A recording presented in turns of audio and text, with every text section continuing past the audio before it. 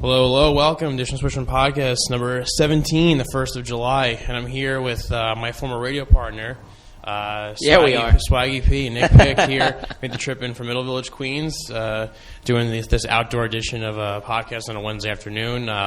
Some breaking news and stuff to talk about today, so it'll be a good one. But my old partner's back. It's like an old home week, so the band's getting back together. It's weird. It's a little weird because, I mean, we're in your backyard here and not in the radio studio at BU. Not in the radio studio, not in the basement of the bar like we've done a lot of the podcasts, so this one's outside. So the weather's pretty decent. It's pretty hot out, so make the most of it, right? But it's nice to be back. We have that accessibility now. Yeah, this is like I said, it's weird, it's different, but I like it. But let's get going here, huh? Yeah, everyone's enjoyed your pieces, the blogs for it, so I figured we got a lot of people on here. So now you need to hear my voice. We're going to get you back in action. So hopefully everyone will enjoy this. Like we said, everyone tweet us your questions, so we're going to wait and see if we got a couple of those to answer. But like I alluded to right in the beginning, there's some breaking news with DeAndre Jordan. I'm pretty sure last podcast we hit on this, saying that he was out there and looked like he was going to either head re-signing or going to Dallas. He signed I believe it was a max deal for $80 in Dallas, and now reports are coming out saying that he's having second guesses about signing there because free agents cannot officially sign until tomorrow the 9th. So basically, his contract was just agreed upon. It was verbal agreement, and now everyone's flying into his home. They're flying. Doc Rivers and company is flying down there because they think they wouldn't be flying there if they didn't think they had a real shot. And he was second guessing himself since a couple of days ago. So this is a very strange story. A very I can't remember this ever happening before. I think it makes sense for him to stay. I thought it made sense for him to stay in Los Angeles for his career because he's not a very good offensive player. He's very limited. But if someone throws, I don't know what $80 million looks like. So if someone throws that, I don't think I'll ever know what $80 million looks like or feels like. I kind of barely even know what like $80 looks like either. No idea. So I don't know. There's two things that are going through my mind here. One is why in God's name would DeAndre Jordan ever leave the Clippers? As long as Chris Paul is there. Well, the only thing is because of Chris Paul. I think their relationship is kind of rocky, but still, he brings out the best in DeAndre Jordan. His game I think their games together mesh quite well. And that's a very strange dynamic because off the court, they don't like each other. On the court, he needs him. He's dependent on him because his game is what? He stands underneath the rim. You get a bunch of alley-oops and put-back dunks. Besides that, what can DeAndre Jordan do? Rebound. That's it. It. Rebound, play defense. But that's all they ever needed him to do in L.A., and that's what made the Clippers so good. Driving the lane and you get past the guards and you have to meet Big DeAndre down low. I wouldn't want to do it. Sure. But the second thing going through my mind is, what is Mark Cuban doing right now? Mark Cuban must be losing all of his bananas. Literally losing his bananas. Because you have this guy, 7-footer, dominant defensively and on the boards, inked for not inked, but verbally inked, I guess you could say, for 4 years. And now you got Doc Rivers, Chris Paul, Paul Pierce, all going to this guy's house to tell him they want him back. If I'm Mark Cuban, I'm losing it. I'm meeting them in Houston if I'm Mark Cuban. It would be really funny having a bunch of cameras on Mark Cuban and just streaming that live on television. Everyone would watch that. If Mark Cuban should just strap himself up with cameras, kick the door open on this meeting in Houston, and just sit down and watch. And we should have a full-blown Shark Tank. We should have DeAndre be outbid by Cuban and Doc Rivers and just throw the salary cap out the window. Just say who there's full-blown Shark Tank. Get Fox in there or whoever else is ABC, NBA, I don't even know. Get all the news channels in there for that matter. And let's have a DeAndre Jordan bidding war. Obviously, like I said, there's breaking news, so it's developing as we're going on. So I've got to keep my eye out for news that's breaking. And this is an interesting dynamic. Brendan Haywood, everyone knows about him for the 12th, 13th, 14th man, whatever he is with the Cavs. It's the end of their bench, but he's a friend of Sirius XM NBA Radio, so he's on our shows a lot. He's on now, and he said something interesting. I want to see if you agree with this. If DeAndre Jordan, if he sets this precedent by not signing, what happens if teams start doing this before they agree with a player, and then before they sign the contract say, no, sorry? Do you ever think of that? That's an interesting thing to think about. Wow. Yeah. Okay.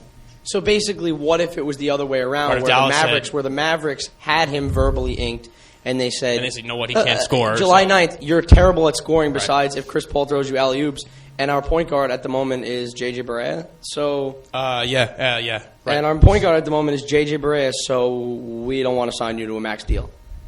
I'd be flipping. I'd be flipping if I was a player. Oh, sure. Flipping out. But on the flip side, no pun intended, what do you think is Cuban and Rick Carlisle and Dirk and whoever else in the organization, they're flipping as well. Because it's the same dynamic. Do you think they sold Wes Matthews on this too? Do you think Cuban sold Wes Matthews like, hey, you want to come here and be our starting shooting guard? We got DeAndre. No, because I'd say no because his Achilles injury, and if you look at the history of players who come off Achilles injuries, it's not very good. It's not good at all. Like if you had an Achilles injury, you come back and your career is essentially over. You're in it's a big decline. And Wes is a great player. Wes is a great defender, great 3-point shooter. One of the best in the league last year. I believe he was top 3. So I don't think they sold him there because I think he was very excited and open to basically getting the first big contract he can get. Dallas wanted him, and he took it because he knew you're essentially playing with fire because of how bad the injury was. So I don't think I see you. I don't think he was. You needed to sell Wes. Would other players want to hear that? Sure, absolutely, yeah. This blows my mind. Oh, it's a crazy sports story. I think he's going to end up going back. And if he ends up going back to L.A., that's just ridiculous. And we actually got a few Twitter questions. So, see, I told you it happens. You asked before the show started. We're going to get a couple of these. Someone tweeted us to our Distant Swishing account. The Twitter handle is NBAMJD, and the question is, how should Cuban handle this DeAndre news? And we're kind of talking about it, and we're saying it would be funny if you hook Cuban up in a TV studio with a bunch of cameras watching him. I mean, everyone sees Cuban as his hothead. Cuban, say what you want about him. He's a smart guy and he's a great owner, and he cares about the team. So I don't think there's another owner that really cares as much as Mark Cuban. I don't think so either. I mean, you see the guy on the court, not up in a box, not wearing a suit. He's wearing a Mavericks t-shirt. He cares. He wears his emotions on his sleeve. He gets them fine all the time because he actually cared about this team, and he's built a team in a great way. So he's every right to be angry. I'd be angry too. How I think he should handle it. I don't know if they're going to... Is there a way to handle it? I don't know. Is there a way to go? Know. Is there a way to verbally sign a deal with one of the best defensive players in basketball? Maybe the best defensive big man in the game. Sure. Great rebounder. It just does leaps and bounds for your team. And then to tell him no? Is there a way to handle that? I'd say this: if I don't know what the facts are yet because I don't know what's going to happen with this meeting. But if I was Cuban, to answer the question, is let him meet with the Clippers before he does anything. Meet him again bring the whole brass in and say, listen, you signed a deal with us. We're giving you max money. Yes, the Clippers can give you more, but you're going to be the guy when Dirk leaves. You're going to be the center of the franchise. You and Wes now, barring any recovery from the injury, you are now the future. You did not get along with CP3. Blake Griffin, if the Clippers, got to just start throwing all shade. You kind of have to. I honestly, if I were Mark, I don't care. Right. I'll tell him. There's rumors about moving Blake. And he even said, is that I'm sick of playing third wheel. Oh yeah. To Blake and CP. Yeah. Start fresh, come home. That's all you have to say. So that's how I'd handle it. And again, I don't know. We don't know what the whole next step is. We don't know. When's LA going to meet with them? I know they said Doc Rivers is flying there now. They would not be flying there if they didn't get a real shot. They obviously know they have a shot. He's obviously gave him a message from somehow that they know that they have a chance of getting him back. So that's keep it cool. If you're Cuban, I know everyone thinks he's a hothead, like I said, but you got to keep it cool. You have to meet with them, say, hey, you came to us, you signed here, so don't go back on your word. Now, you want to get second thoughts because you had a good thing going there, but was that team chemistry right for you? Was that locker room right for you? You come here, you don't know what the Mavericks can do going forward. The Clippers they're locked in with CP3. They're locked in with Griffin unless they move them. And the Mavericks are always in play for free agents. Every time there's a big name free agent, you hear it. Right. Dallas Mavericks. And Carl, great owner in Cuban. You had Dirk as one of the best players of all time. But if they can get the chemistry figured out, that Clippers team, you add Paul Pierce, a little bit of veteran leadership, I think they're another very good team. Oh yeah, absolutely. They're the best basketball move for DeAndre. Sure, and everyone knows in a year, the cap's got 2 years. The cap's going up. The CBA is coming to the TV deal, so you're gonna have a boatload of money to spend. There's a ton of free agents coming up, and guys are gonna want to go to LA. Yeah. That's just the way it goes. Yeah, their franchise is in a better state right now than the Lakers is. Yeah.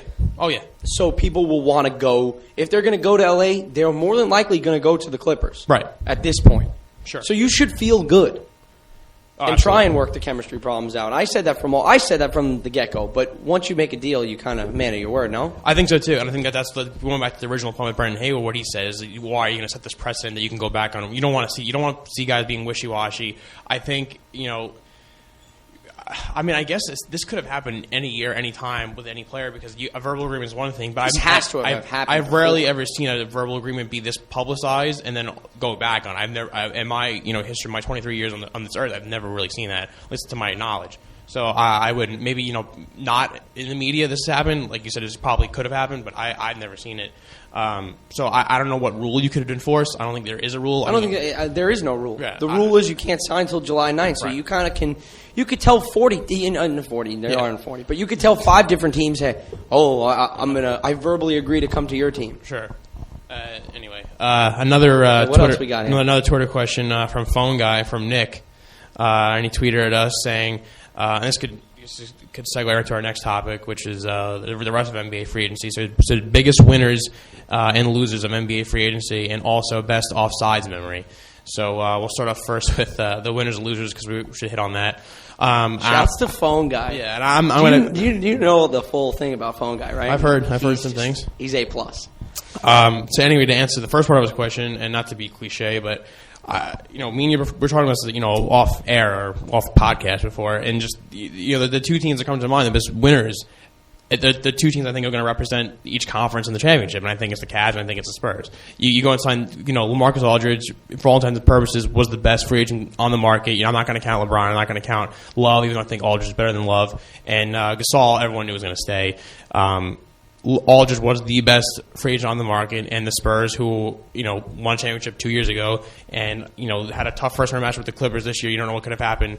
Every team's still afraid of them. You have another year now of Parker, manager always coming back, Duncan's coming back, and you add in another piece, LaMarcus Aldridge, who is the best player in Blazers history. That's a phenomenal team right there, and they keep Kawhi Leonard. It's just the way I feel about this free agency is just Cavs and Spurs. Everyone else, go home. Right. Literally go home. Don't play the rest of the season because it's not worth it. Sure. Because both of these teams could quite honestly win 70 games. Right. Both of these teams could win 70 games and meet up in the finals and have an epic finals. Yeah.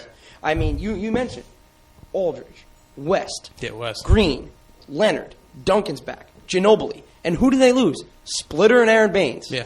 They upgraded Splitter and Aaron Baines with Aldridge, Duncan, and West. Right. Okay. Then the Cavs. LeBron's coming back. Which is like already. You count as a signing. Kevin Love re-signed, which Love people is didn't know about re-signed. that. That was still up in the air. Shumpert, Tristan Thompson's going to get his deal worked out. He was an absolute horse for them last year. It's just hard to say anybody else did a good thing. I mean, the Cavs kept their team intact, and the Spurs added to put themselves back on top above the Warriors, above the Clippers, above whoever else. Did the Warriors do a nice thing and go and re-sign Draymond Green, which they had to do? They had to. Yes. Did they get rid of David Lee, free up some cap room? Which again was a good move. Another good move. They didn't really use Lee, but they had to. Yeah, the Warriors did moves they had to do, but I don't see it really changing the team at all. I think last year was the best. Everything went right for them. Oh, 100%. I'm not going to. I hate poo-pooing wins. I hate it. I hate poo-pooing wins. It's back from years ago from doing radio. I hate poo-pooing wins. Everything did go in the right place for them. It was like lightning in a bottle. Right. They made what felt like 1 million three-pointers, and I even wrote about this on the blog. You did. It's the happening happened last year. It was this weird thing where all of a sudden the Warriors are up 15, the Warriors are up 20, the Warriors are from down 10. Oh, the game's tied. Right. And then here's Curry with the barrage. Here's Thompson with 37 points in a quarter. Kidding me? Right. So everything went right for them, but I think this is the year that the old guard returns. Yeah. This is the old guard returns. Point guard, everyone else go home. Spurs and Cavs in the finals. Point guard, without a doubt, the most important position in the league right now. Kyrie Irving yesterday came out and said that or was it today? He said that if he was fully healthy, they would have won. Stop. So you don't agree with that? No, I don't like saying it's bad. If I was this, yeah. if I was that, exactly. Come on. That being said, LeBron alone took him to 6. That's because LeBron just put a team on a bad dough. Oh, he did. But you add in a guy like Kyrie Irving who takes half the load off him. Oh, yeah, their guards couldn't score. Their guards literally could not put the ball in the orange circle. I'm not going to say that Kyrie Irving's totally wrong. He probably wasn't wrong, but come on. Right. So and I guess people could argue our point, saying if there's other teams you like that did in free agency, you by all means say them. But I don't think the Cavs the Cavs, what they had to do was important was keep their team intact. And what I mean is keep Love and then keep LeBron happy. And you saw with a healthy team what the Cavs could really do. And they've signed players too. I know they're a bunch of smaller role player bench players, but they don't need starters. You have an all-star team essentially. Tristan Thompson fits in the team very well for what he does. Right. And you could rotate again guys like Shump or JR when you need to, and they're fine. The roles they were forced into during the final, that's not their natural roles to be the guy or option 2. That's not them. So when you have a fully healthy Kyrie and fully healthy Kevin Love, who are now resigning, he's resigning back. That's winning a free agency for me because it keeps your championship team intact. I was at 1 game away from forcing a Game 7.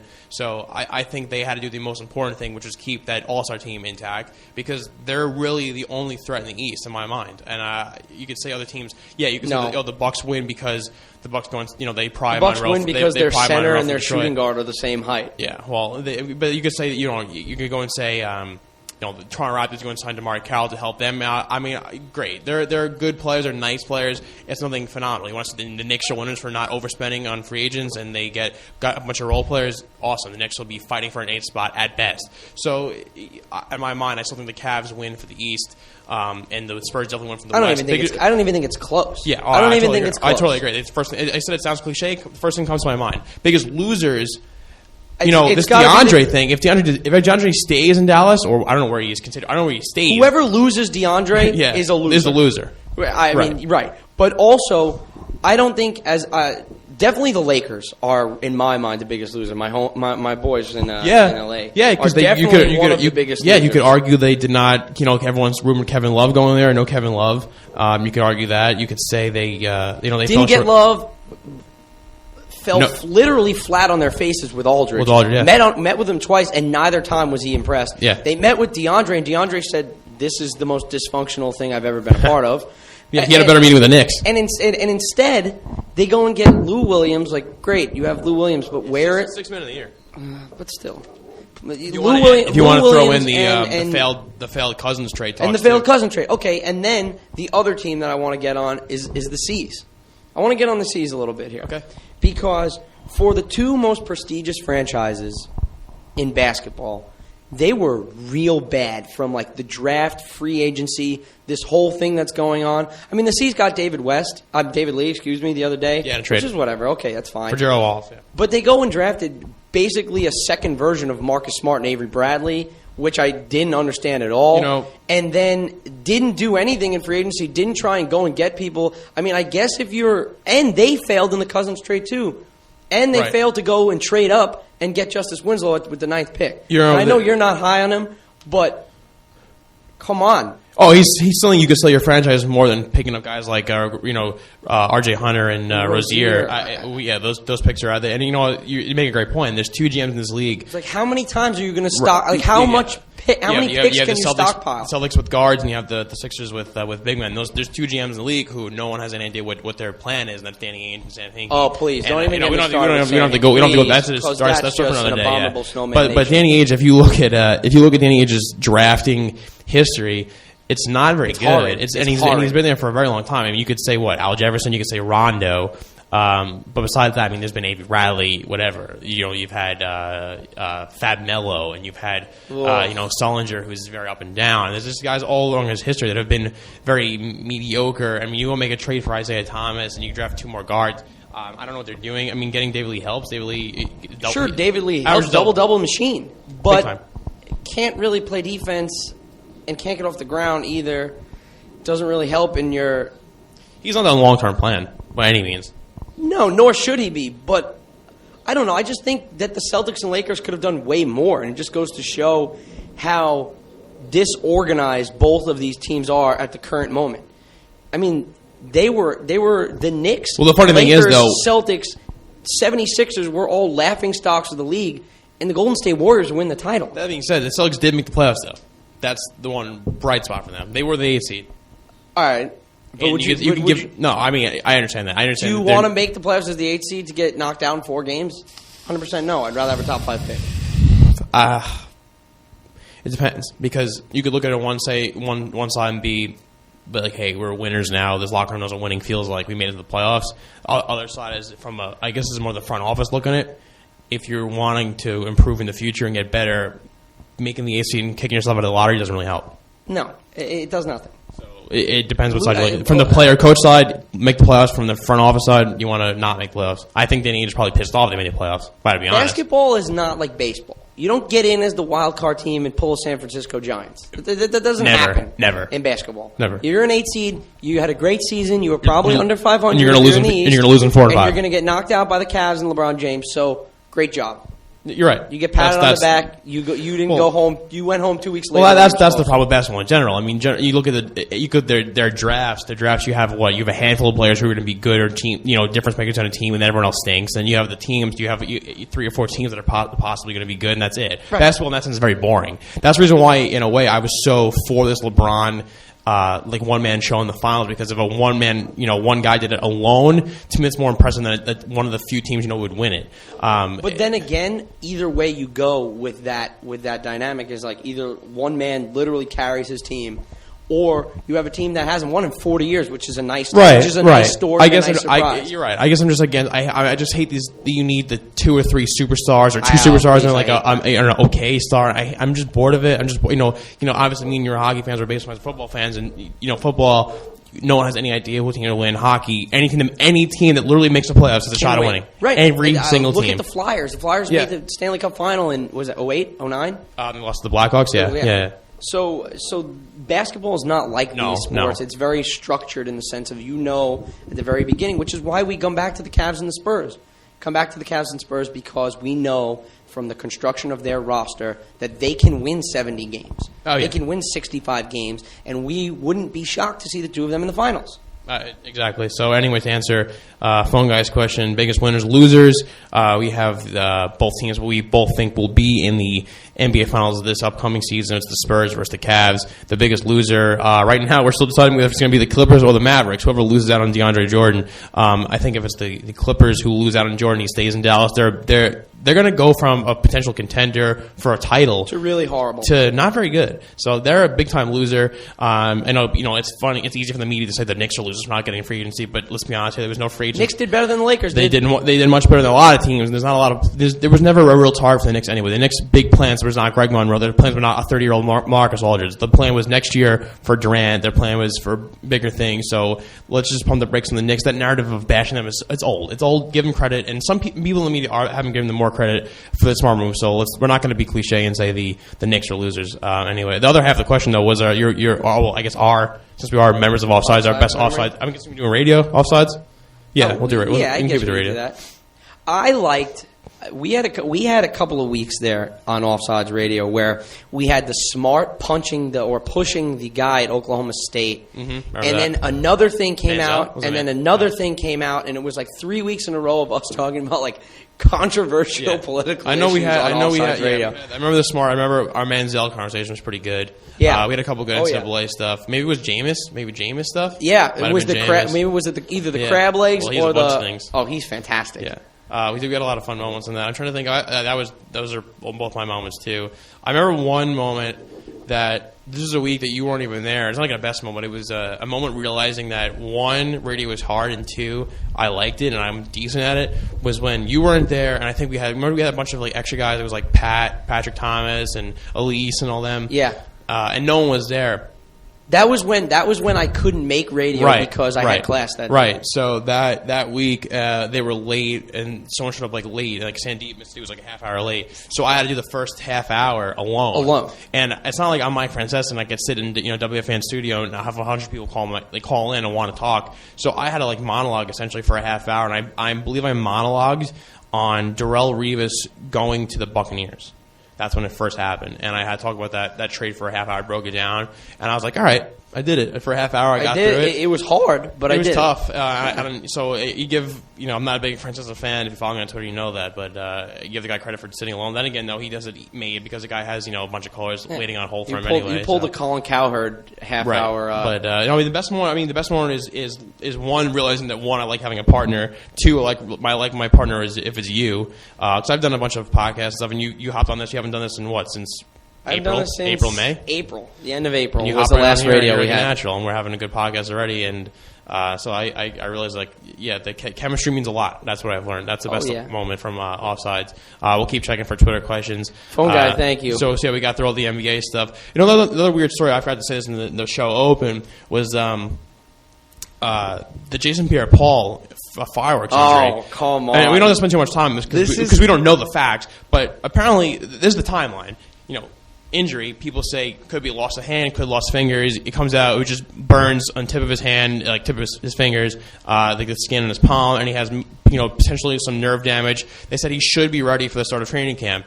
Everyone said, okay. He's down in a hospital in South Florida. The Giants go down there and visit him, and they don't see him or meet with him, and no one knows why. No one knows if JPP said no. No one said if the hospital said no. So now it's like questioning if JPP is trying to hide something, if the injury is really worse than it seems, and the Giants don't want to say this yet. And then plus you add and you sprinkle in all the contract stuff. He is going to, the franchise tagged him. He did not sign the tag yet. The Giants offered him a $60 million deal that he's probably going to deny anyway. They rescinded the offer.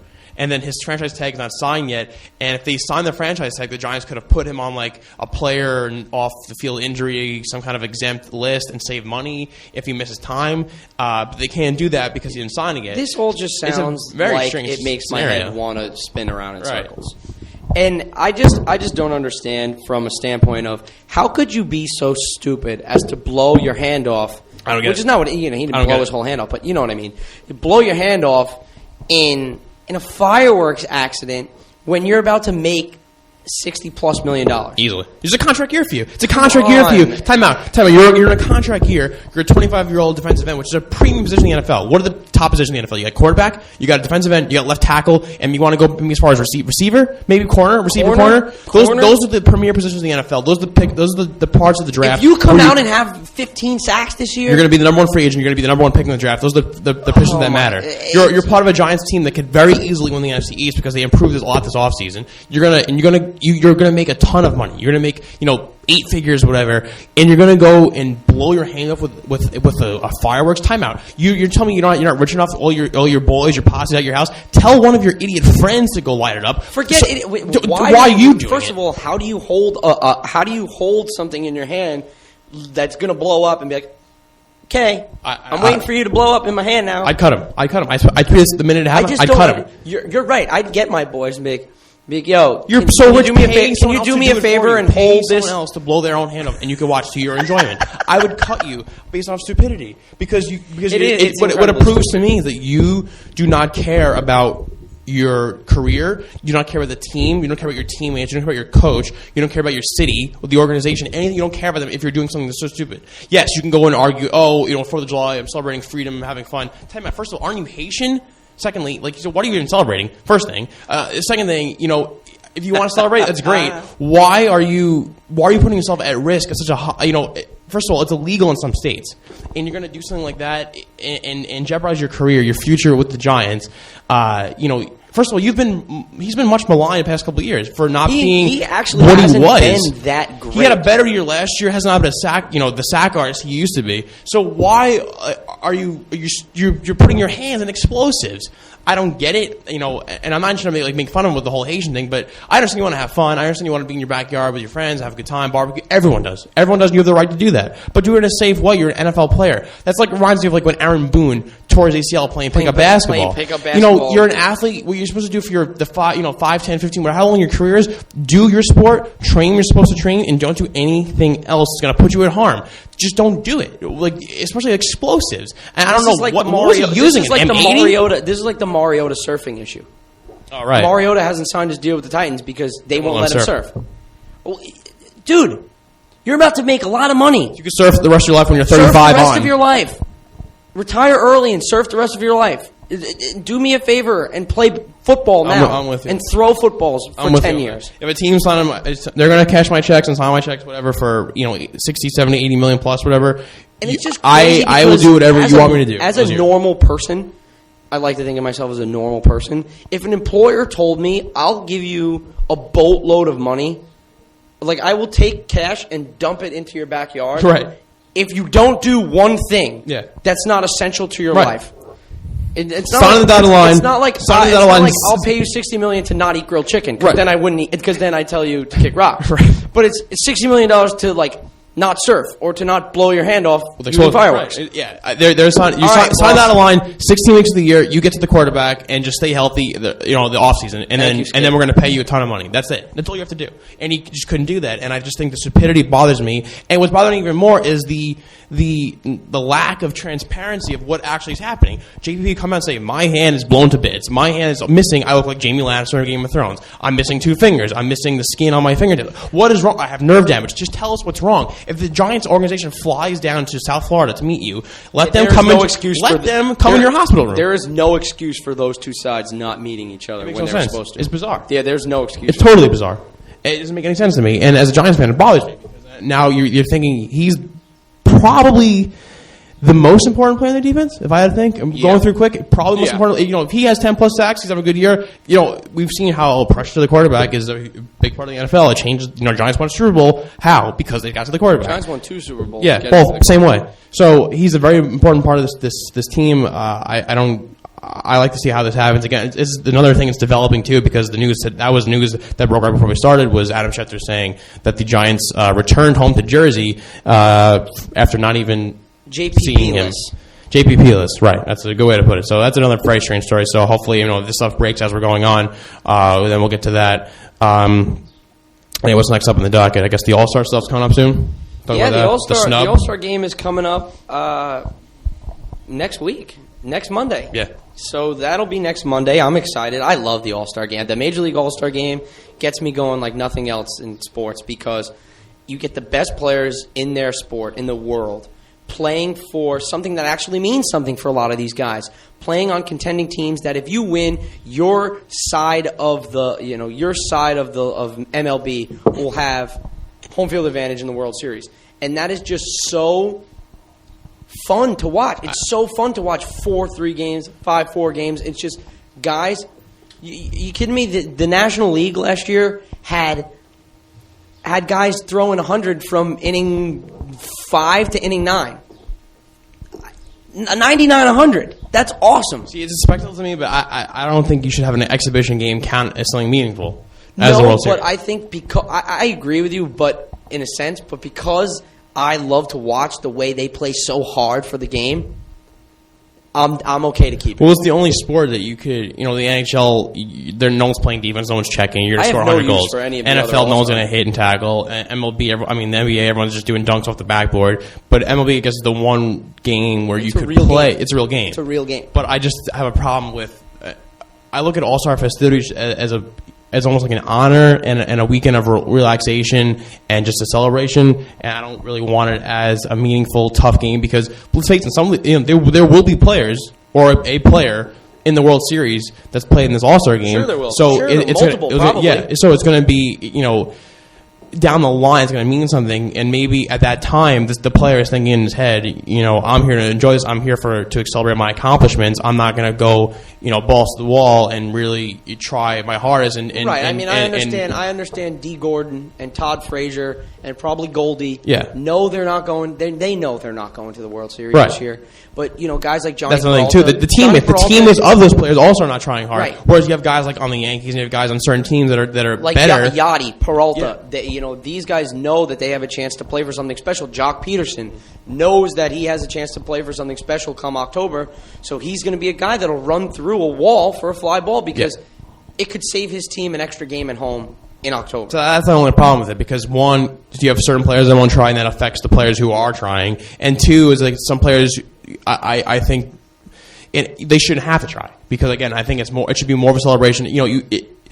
You're setting this game around the home run derby and a celebrity softball game and stuff like that. So I find it weird that you're having these like fun events and you have a game also that's like very, very important for the outcome of the season. I just don't get it. Baseball is obviously my favorite sport of the 4, and you know that. And I think for me, if I were playing baseball professionally, I would want to lace my cleats up and go out there and play hard as a son of a gun, because I would feel somewhat like I'm not giving it my all. Yeah. You know what I mean? I would want to go out there and play my butt off. But even on the flip side, you're starting pitcher. I don't even know who's starting yet, but just say your best pitcher's out there. You're going to leave him out there for 2-3 innings, and then he switch. So now he's pitching a great game. Again, the guys you mentioned before who have a real shot at making the World Series are going to say, "We'll leave player X in." Yeah, you don't think players would want to see Dallas. Managers aren't going to manage they would a playoff game. It's a very very strange situation. It's a weird dynamic, but I agree with you to an extent. It's like you don't think guys would want to see Dallas Keuchel go out there and pitch 5-6 innings, a guy who hasn't given up any runs all year, right? Or you don't think the National League would want to see Greinke and Scherzer split the All-Star game, and that's it. Call it that. Have Greinke and Scherzer split it, and that's it. I mean, yeah, sure, but it's a weird combination. I think MLB does it okay, but I think even better. People do care. Fans do care. Oh, fans definitely care. And I think this year was a pretty decent job to get back to where we need to be of getting the starters right. Mostly of getting the starters right. I think the fans did a decent job. I'm happy 9 Royals haven't made the All-Star roster because that would have just been ridiculous. But they got that fairly right. If Holiday and Giancarlo were healthy, you would have gotten 9 for 9 from me. Yeah, you would have gotten 9 for 9. So that's fine. But the snubs, I mean, most of the reserves are okay. One big one. And I'm just pissed A-Rod's not there. I'm pissed A-Rod's not there. I mean, the writing's on the wall. I know it's going to happen. Let's face it. Media members don't like him. Players don't like him. Fans don't like him. I don't think anyone likes him except me and you. Right. And who were we talking about? You see the new shirt that Barstool's put out? No, what happened? It's A-Rod on Razor Ramon's body and saying, "Say hello to the bad guy." Talk about an A+ shirt. That's an A+ tank. I got to get that. That's a phenomenal shirt.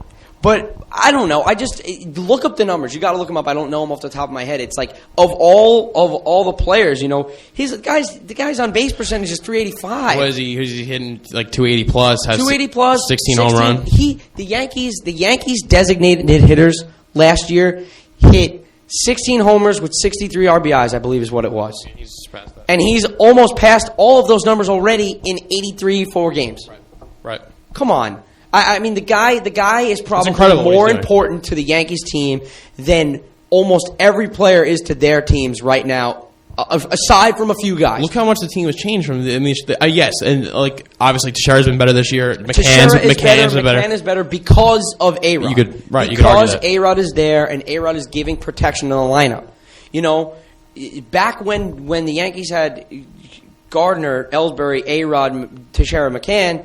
That's pretty scary, and he knocks in runs. I know they say RBIs is not a show, not a statistical stat anymore. Sabermetrical. I care about it. To me, it shows the guys on base are knocking them in. Right, but A-Rod, he knocks in runs. He gets on base. He's been a real leader for this team, and he's taken a lot of pressure off those other guys. Sure. And he loves playing the villain role. So he said, "Give me all of this. Give me all this crap." And I'll let my boys play. And they've done. The Yankees are playing great. I thought the Yankees were going to lose 100 games this year. Well, you go back to the podcast, and I said the Yankees would be a playoff team this year, and I thought the Yankees had a real shot at winning first place. And I also was on the A-Rod train saying that A-Rod's going to be a huge difference maker and surprise people how good he'll be this year. And you are 1,000% because I trusted his natural talent. Right. And he changed the whole dynamic of this team, and it's almost a shame to think if he didn't get caught up with the whole pressure of doing steroids or whatever. Like, we had this conversation again today, another off-air talk. What a naturally great, gifted player. And he could do so much, and it just shows this guy now. Now you can assume he's clean, hopefully. He's 40 years old, and this natural talent he has where he can hit the ball in both sides of the field. He has so much power still. Ball on the way. He's gonna just push it, let it go right center. He can still turn on fastballs. I mean, everything he does is he's just a great. He said everything right this year, and I feel like A-Rod's been the most. He's been on, like, the most podcasts. The 17 we've had. He's probably been on 10, 12 podcasts. We've mentioned him because of just how great he's been. He says the right things. He's for always been a good team guy. People seem to rally around him. And it could be all BS. It could literally be all BS. But who cares? Because the team is winning. Winning cures all. Because the team is winning. So what does it matter? he's done all of the right things and said all of the right things and played his butt off. And I think that at the end of the day, he should have been. He should have been for the All-Star game, and he fits in. We'll go to a great moment if he gets to it at bat and whatever. Where is in Cincinnati this year? Yeah. And everyone just starts booing him, whatever. And he just goes cracks a home run. Yeah, typical A-Rod fashion. And then he walks around the bases with the middle finger up. Yeah, I mean, it'd be the greatest thing of all time. Yeah, I mean, they're missing him. I mean, he belongs there just because he's a name. You can promote him, but I guess if you're not going to get voted in, A-Rod, enjoy your week off. Yeah, right. I mean. It might be better off for him. Yeah, he's an old guy. He's going to get the rest of his body. I don't understand how the writers and the reporters are all saying that there are better players. There are better candidates. You're going to tell me that Mike Moustakas is a better candidate than A-Rod to be in the All-Star game? You're going to tell me that I don't even know off the top of my head right now. Give me a list of guys. He's the most important guy on a really surprising team, a really surprising Yankees team that's actually kind of fun to watch now because they're scrappy and they pitch well and they get A-Rod to get timely hits. The whole their argument will be that we're seeing it through pinstripe glasses, and we could just argue back to them saying you're just saying that because the opposite. They're syringe glasses. Exactly, because you hate him. So that's the predicament that we're in, but. Regardless, it'll be a fun event. I just think that we want to see him there. He deserves it. Maybe, I guess he's one redemption. They could, I doubt that they would give him this award, but maybe comeback player of the year, something like that. I don't think he'll get it. There's no way he'll win anything writer or player. You're right. You're right. Voted You're right, but he deserves it. There's no way. He deserves if it was a fan vote, he might actually win. He deserves that more than anyone in the game right now. I don't know who else can even come close. No. But that's just the unfortunate side. But I mean, A-Rod anyway, keep it up. He's been great. I guess the last thing we can wrap it up with is our beloved Rangers still making waves in the offseason. And it's a big time story. I mean, we... First of all, shouts to Jack Eichel, number 2 overall. Number 2 pick, the Buffalo Sabres playing back with Evan Rodriguez, the Jack and Evan line.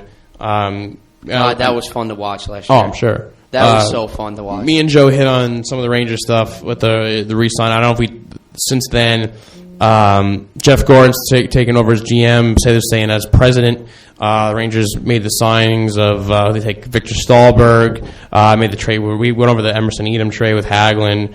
So things looking okay.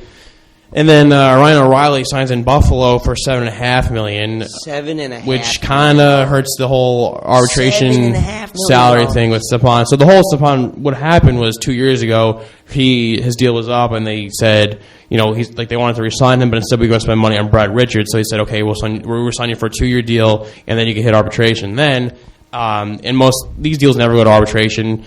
Teams always want to re-sign them. And now, of course, he's looking for his money because we made that awful signing with Brad Richards, and I like Brad Richards, everyone did, but just was not the player that we wanted him to be. And now we're at the crossroads where Stepan's going to want a decent amount of money, and we don't have the money. We got to trade Hagelin because we couldn't give Hagelin $4.5. Stepan's going to probably want what Ryan O'Reilly got, which is $7.5 million for his production. Let's face it, Ryan O'Reilly is not as good as a player as Derek Stepan. Ryan O'Reilly and Derek Stepan are both 25 years old. Yeah. Ryan O'Reilly has done nothing, and Derek Stepan has been to 3 conference championship games. Yeah. A Stanley Cup final. Yeah.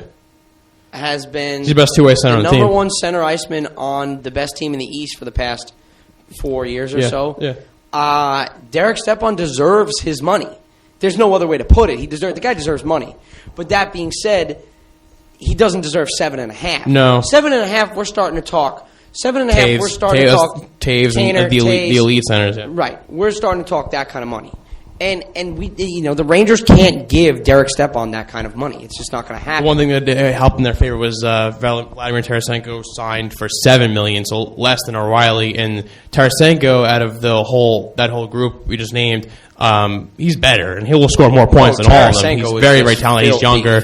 So, in a way, hopefully that'll creep into his head saying, okay, well, Tarasenko got this money, maybe Buffalo just off their rocker. And let's face it, Buffalo needs to sign players. Buffalo needs players because they needed Jack Eichel. Speaking of Jack Eichel, they needed him to go. Right. They needed him not to stay at BU right. and go and play in the big leagues. Right. Because, let's face it, what is there to Buffalo right now? Not much. And this gives you gives you excitement. And Ryan O'Reilly's a good player. I'm not trying to he's a very good player on Ryan O'Reilly. But he's not worth 7.5. No, not very few players at the current salary cap in the NHL are worth 7.5 plus. Good point. Yeah, that's not the NBA. We're not getting a TV deal with the NHL. We're not, yeah, right. This is not happening. You're right. It's a crazy amount of money. So I mean, now the whole conversation coming is: do you move Stepan? Can you Do we move other players to create room for him? Do you move Nash? People, Nash has not been asked for in the league, but he has a big contract. Do you move Nash? Do you move a guy like Klein? Do you move Boyle or Yandel? And Boyle's deal's up next year. I think you got to keep Yandel because his is up next year too. Klein you have to keep because he plays on the right side of the defense group, which is the harder. Huge. And he's a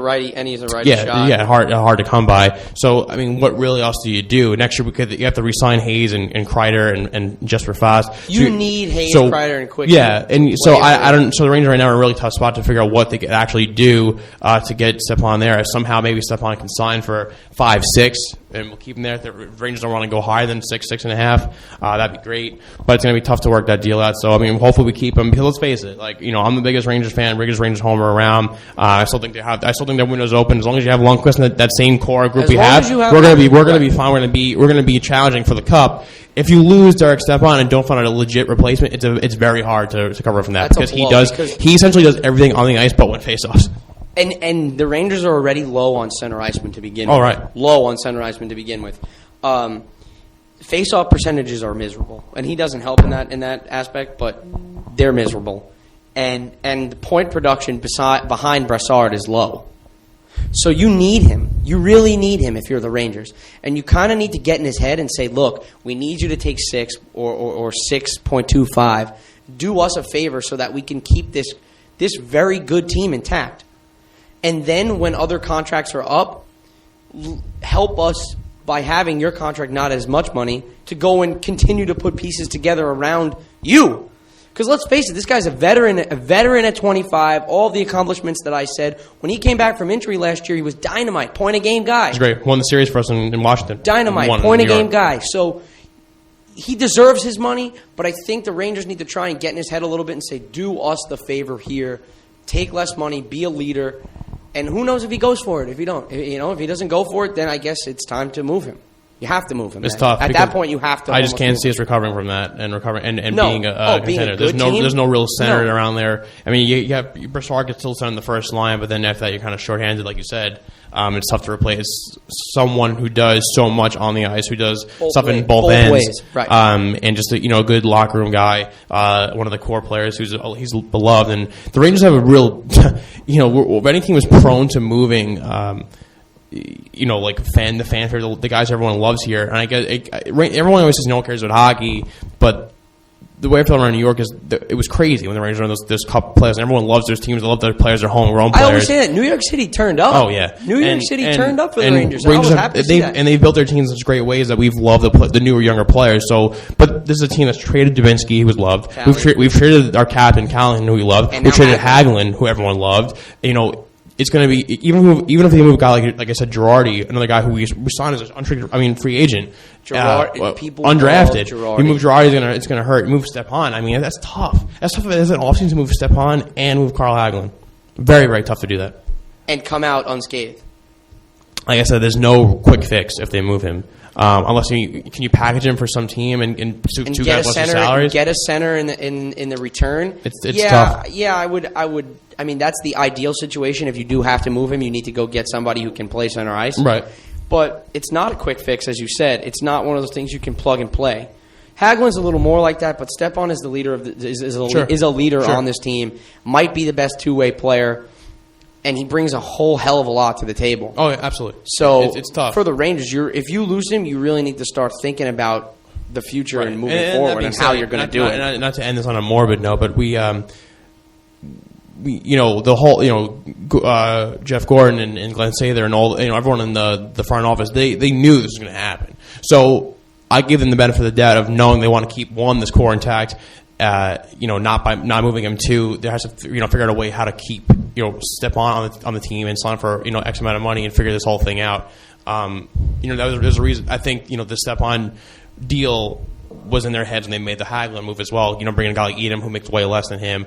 He's a restricted free agent as well, but only probably going to cost them around $1 million. So they knew this going forward. So I think I'm going to give them credit. They're professionals. They know what they're doing with their job. Yeah, this is their job. We're not saying that he's destinally gone. That's not what we're saying at all. And there's a chance that Derek Stepan is still going to wear 21 for the red, white, and blue next year. So we'll see. Anyway, we could end on that. Yeah? End on that one? Yeah. Any last words? No, it's just been fun. I wish I could do this more often. I wish that you and I could do this over the internet, and we didn't have to be side by side doing it, because me and you would be doing this every week. Yeah, I don't know. If we had this, but it was fun. I miss you, kid. But it was a good show. I'm definitely ready. Well, as long as you're unemployed still, the whole. Yeah, as long as we're both I'm half unemployed. I'm half unemployed. And as long as I'm really unemployed, this can definitely happen again before end of the summer, which I'm down for. Well, it's great. It was fun to have you on here. It was a good podcast. A lot of stuff going on. So follow us at DNS_podcast. Me at Edward L. Murphy. And what is your professional? At N_Picht. Picht. So there you go. So thanks again for the questions to those who tweeted in. Thanks for listening as always. We'll keep updating the blog with more blogs and more podcasts. So for podcast number 17 for Ed and Nick. Thanks for joining again. We'll do this again soon, so see you guys later.